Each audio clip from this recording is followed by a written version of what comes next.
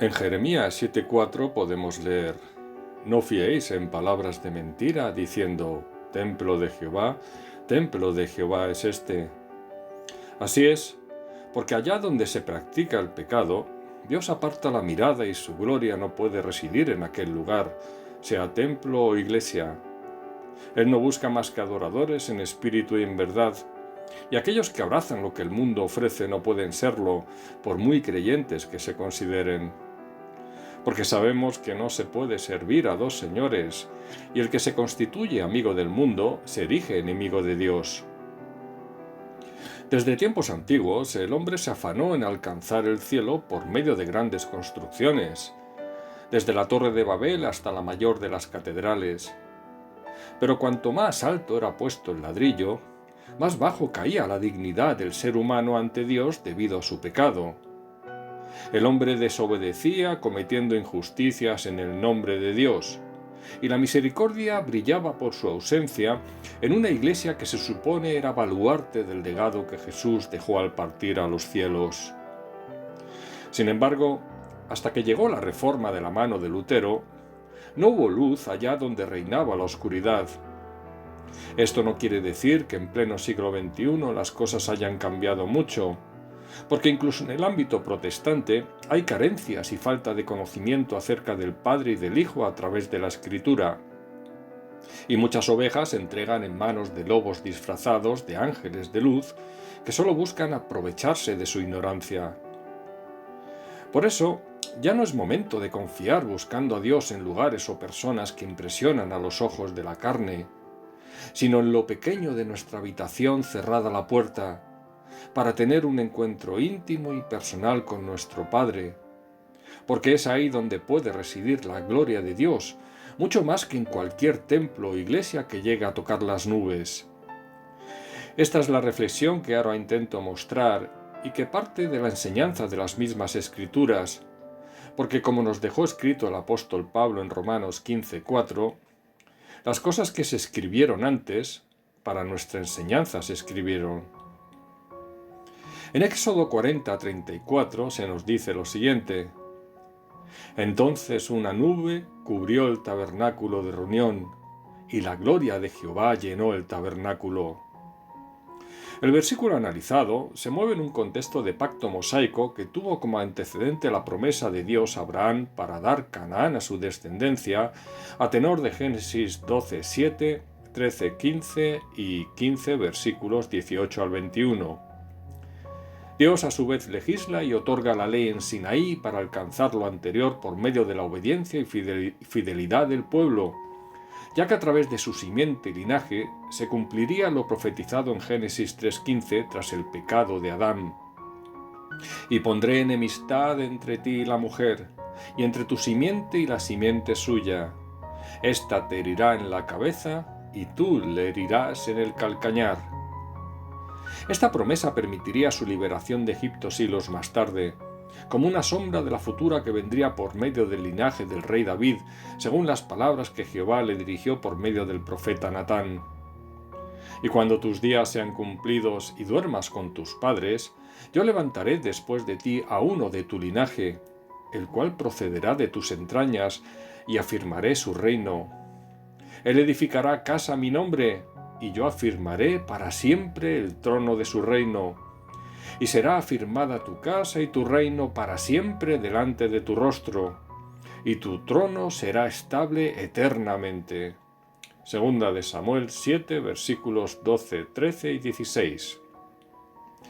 El clamor de los israelitas escuchado por Dios trae a la memoria el pacto con los patriarcas, reconociéndoles Jehová como su pueblo para anunciarles el fin de su esclavitud, según vemos en Éxodo 2, versículos 23 al 25, y 3, versículos 7 y 8.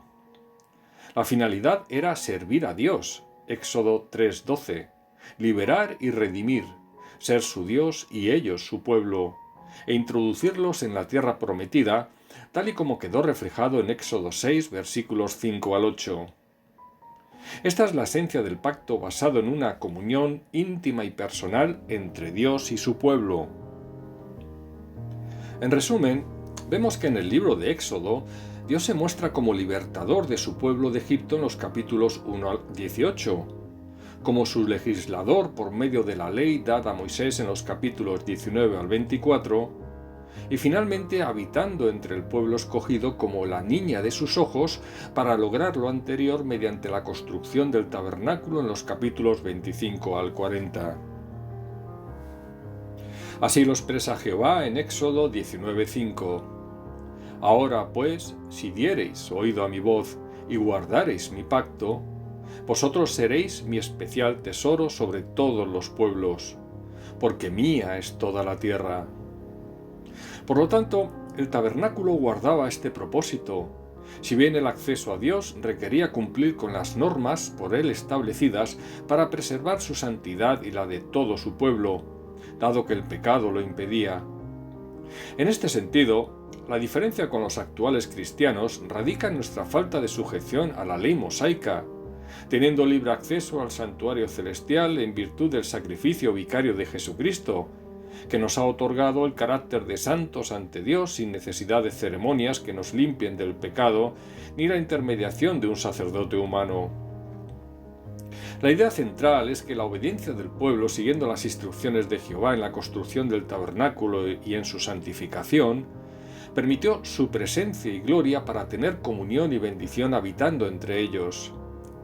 El principio teológico que subyace es que, aunque Dios es omnipresente, solo la santidad que requiere nos permite acceder a Él en íntima comunión para participar de sus bendiciones, ya que el pecado nos separa de Dios. De esta manera, vemos en el texto cuáles son los requisitos necesarios para la presencia divina de Dios entre su pueblo. A lo largo del libro de Éxodo, se destaca como necesaria la obediencia para recibir la protección y bendición de Dios y la guía necesaria en el proceso de liberación de su pueblo, según vemos en Éxodo 7:6, en el capítulo 12 versículos 28 y 50, y en el 13 versículos 21 y 22, y en el 14 versículos 19 y 20. Abraham fue justificado por su fe, pero tras la salida de Egipto, ahora el pueblo debía creer en las promesas de Dios y obedecer la ley otorgada en el monte Sinaí. Para que los destinatarios pudieran ser el pueblo de Dios antes y después de entrar en la tierra prometida, debían acatar sus normas no solo según quedó reflejado en Éxodo 19:5 y 23, versículos 32 y 33, sino porque Jehová ya lo había dispuesto así en Deuteronomio 7:9. Conoce, pues, que Jehová tu Dios es Dios, Dios fiel, que guarda el pacto y la misericordia a los que le aman y guardan sus mandamientos hasta 1000 generaciones. Además, Jehová exigía que fueran santos ante él. Y vosotros me seréis un reino de sacerdotes y gente santa. Éxodo 19:6. Porque tú eres pueblo santo para Jehová tu Dios. Jehová tu Dios te ha escogido para serle un pueblo especial, más que todos los pueblos que están sobre la tierra. Deuteronomio 7:6. Este reino de sacerdotes finalmente aceptó y confirmó las condiciones del pacto incluso tras ocupar la tierra, según vemos en Éxodo 19:8 y 24 versículos 3 y 7, lo cual no hacía más que confirmar lo relatado en Josué 24:25, donde ya el pueblo había hecho pacto con Jehová por medio de Josué, al darles estatutos y leyes en Siquem. En consecuencia, para acceder a Dios así debían presentarse. Y Jehová dijo a Moisés: Ve al pueblo y santifícalos hoy y mañana, y laven sus vestidos, y estén preparados para el día tercero, porque al tercer día Jehová descenderá a ojos de todo el pueblo sobre el monte de Sinaí. Éxodo 19, versículos 10 y 11. Sin embargo, ese acceso estaba sujeto a las condiciones impuestas por Dios, quien decide el momento, versículos 12 y 13, y los límites, versículo 21. Por ello fue erigido el tabernáculo de reunión partiendo del lugar santísimo al atrio, capítulos 25 al 31, como punto de encuentro con su pueblo para habitar entre ellos y ser su Dios. Y habitaré entre los hijos de Israel y seré su Dios. Éxodo 29:45.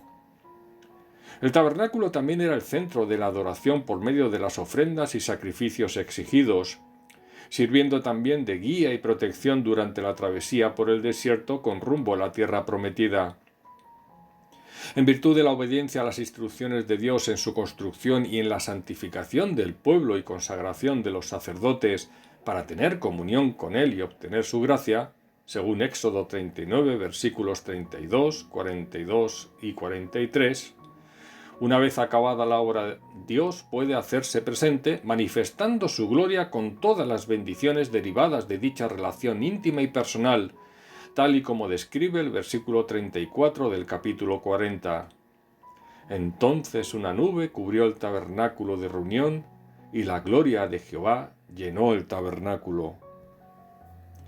Desde el propiciatorio del arca, Dios se declaraba ante Moisés como punto de reunión entre Jehová y el pueblo, Éxodo 25:22.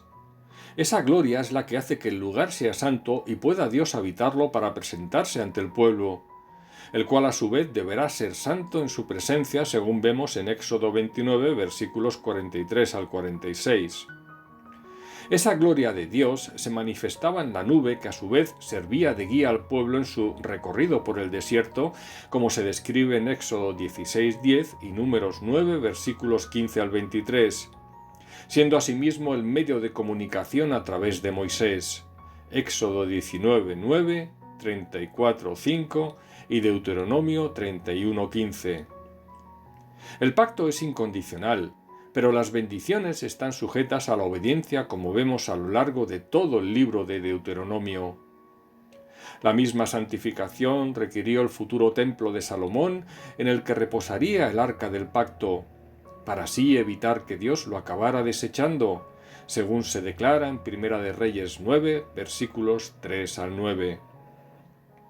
Por tal motivo, de la misma manera que se dieron bendiciones a la obediencia morando Dios en medio de su pueblo, reflejadas en Deuteronomio 28, versículos 1 al 14 y Levítico 26, versículos 3 al 13, a su vez se establecieron maldiciones en caso contrario que provocarían el futuro cautiverio de Israel y Judá, según los versículos siguientes de ambos libros. Esto ya fue profetizado por Jehová en Deuteronomio 31, versículos 16 al 21, y denunciado por los profetas posteriores en Isaías 66, Jeremías 7, versículos 3 al 34, Oseas 1, versículos 4 y 5, y 9, 17, Amós 5, 27 y 6, versículos 7 y 14, y Miqueas 2, versículos 3 al 5. Al final, la desobediencia y el pecado quedan resumidos en una frase de Ezequiel 22, versículo 12. Te olvidaste de mí, dice Jehová el Señor. Olvidarse de Dios es lo mismo que incumplir el pacto que estableció con su pueblo, como Moisés explicó al pueblo en Deuteronomio 4:23, pecado que finalmente traería fatales consecuencias. Mas si llegares a olvidarte de Jehová tu Dios y anduvieres en pos de dioses ajenos, y les sirvieres y a ellos te inclinares, yo lo afirmo hoy contra vosotros, que de cierto pereceréis. Deuteronomio 8:19. El pecado nos distancia de Dios de la misma manera que le separó del pueblo tras la adoración del becerro de oro, cuando Moisés tomó el tabernáculo y lo levantó lejos, fuera del campamento, para que cualquiera que buscara a Jehová saliera del mismo al lugar de encuentro. Éxodo 33:7. Por lo tanto, al igual que Dios llenó con su gloria el tabernáculo en virtud de la santificación y obediencia, siglos más tarde esa gloria no permaneció cuando el pecado ocupó su lugar. Esto es lo que ocurrió en el templo de Jerusalén. Al morar inicialmente Jehová entre los querubines del arca del pacto en el lugar santísimo, hasta que la idolatría incluso en su interior provocó que esa gloria se trasladara a la entrada del templo como preludio de su definitivo abandono, según vemos en Ezequiel 9:3, en el capítulo 10 versículos 18 y 19 y en el 11 versículos 22 y 23. Y una vez que esa gloria abandonó el lugar, daba igual lo que hubiera sido, porque se convirtió en una abominación que permitió el juicio y castigo de Dios y su posterior destrucción. Ezequiel 9:7. El lugar físico ya no importaba, sino allá donde Jehová prometió morar entre su pueblo, aunque fuera en el exilio en Babilonia, como símbolo de la futura restauración según se declara en Ezequiel 11, versículos 16 y 17. Por tanto, di, así ha dicho Jehová el Señor, aunque les he arrojado lejos entre las naciones y les he esparcido por las tierras, con todo eso les seré por un pequeño santuario en las tierras a donde lleguen. Di, por tanto, así ha dicho Jehová el Señor, yo os recogeré de los pueblos y os congregaré de las tierras en las cuales estáis esparcidos y os daré la tierra de Israel. Esta es la restauración de Dios hacia su pueblo. Jehová siempre tuvo en mente que a pesar de la infidelidad, el pacto seguiría cumpliéndose por amor de su nombre, según Levítico 26, versículos 42, 44 y 45, al tratarse de un pacto incondicional en virtud del atributo de fidelidad inherente a Dios. El pecado conlleva castigo y consecuencias, pero Dios quiere el arrepentimiento para poder restaurar. Así lo refleja en Levítico 26:43, Deuteronomio 30:1 y Amós 5, versículos 4, 14 y 15.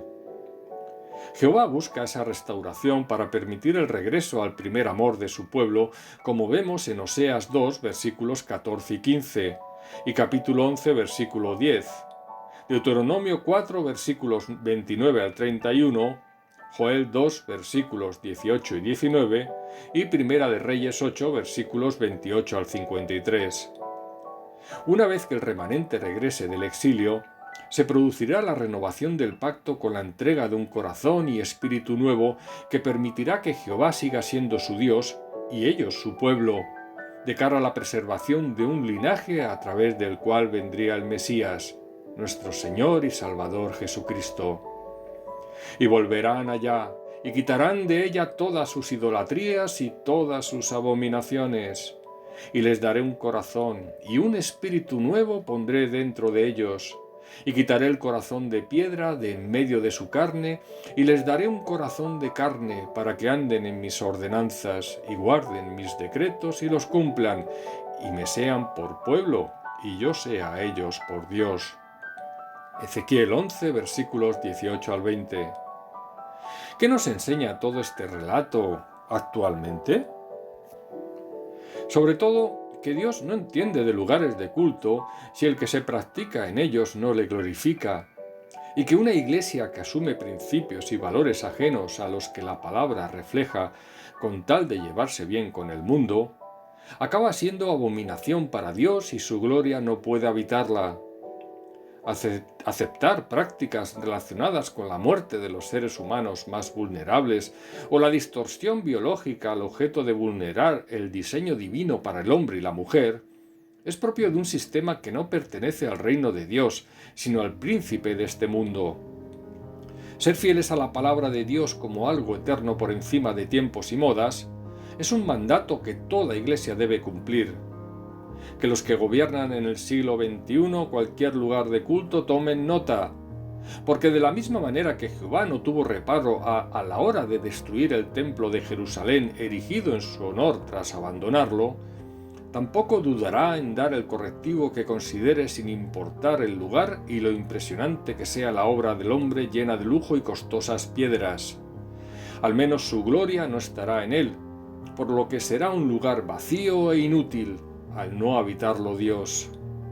Que el Señor nos otorgue la sabiduría necesaria en base a la palabra revelada para hacer su voluntad. Amén.